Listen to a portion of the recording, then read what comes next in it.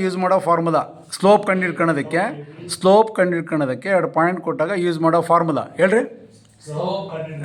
Slope ಕಂಡುಹಿಡ್ಕೊಳ್ಳೋಕ್ಕೆ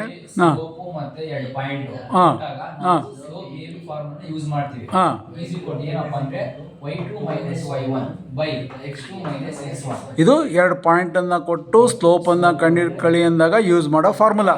fix ಎರಡು point ಅವನೇ ಕೊಟ್ಟಿರ್ತಾನೆ, 2,3 ಅಥವಾ 5,2 ಏನು ಬೇಕಾದ್ರೂ ಕೊಡ್ಬೋದು.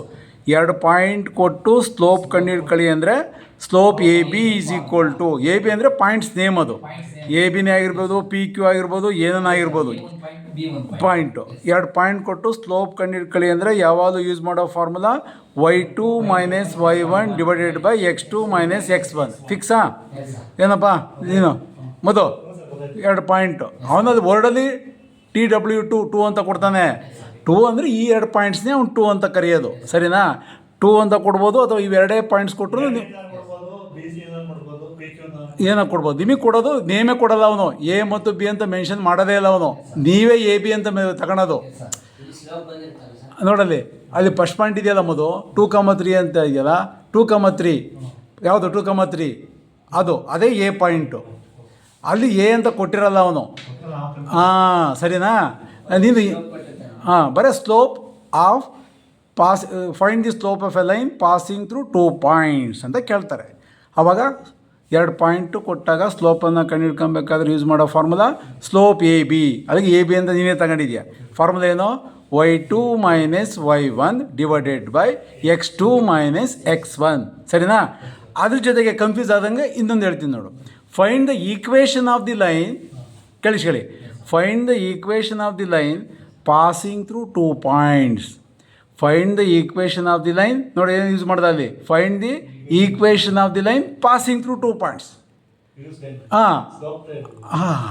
ಫೈಂಡ್ ದಿ ಈಕ್ವೇಷನ್ ಅಂತ ಕೇಳಿದಾಗ ನೀವು ಅದೇ ಎರಡು ಪಾಯಿಂಟ್ಗೆ ಯೂಸ್ ಮಾಡ್ಕೊಂಡು ಈಕ್ವೇಷನ್ ಯಾವ್ದು ಫಾರ್ಮುಲಾ?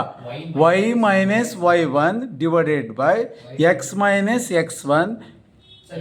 y - y1 ಎಂ ಬರಲ್ಲ, 2 ಪಾಯಿಂಟ್ ಫಾರ್ಮುಲಾ. ಅದರಲ್ಲಿ ಎಂ ಬರಲ್ಲ. ಎರಡು ಪಾಯಿಂಟನ್ನು ಕೊಟ್ಟು ಈಕ್ವೇಷನ್ ಕಂಡುಹಿಡ್ಕೊಳ್ಳಿ ಅಂದರೆ ನೀವು ಯೂಸ್ ಮಾಡೋ formula y - y1 divided by x - x1 is equal to y2 - y1 divided by x2 - x1. ಬರೀ equation of the line.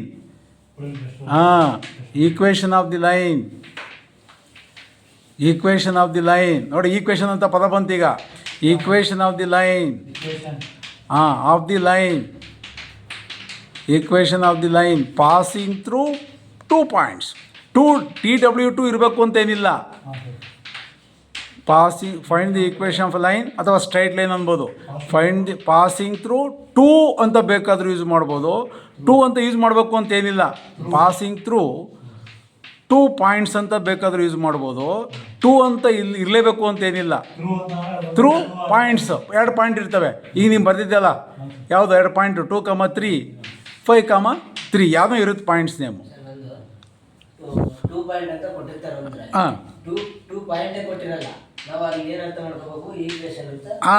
Equation ಅಂದ ತಕ್ಷಣ ನೀವು ಎರಡು ಪಾಯಿಂಟ್ ಕೊಟ್ಟಿದ್ದೀವಿ ಅಂದರೆ ಈಕ್ವೇಷನ್ ಕಂಡುಹಿಡಿಬೇಕು. ಆ ಥರ ಈಕ್ವೇಷನ್ ಅಂತ ಕೊಟ್ಟು ಎರಡು ಪಾಯಿಂಟ್ ಕೊಟ್ಟಿದ್ದಾನೆ ಅಂದರೆ 2 ಪಾಯಿಂಟ್ ಫಾರ್ಮುಲಾ ಯಾವುದದು?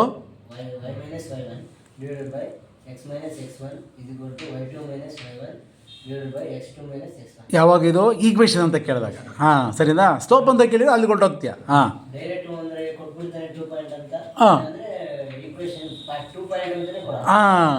2 ಅಂತ ಇರಲೇಬೇಕು ಅಂತೇನಿಲ್ಲ.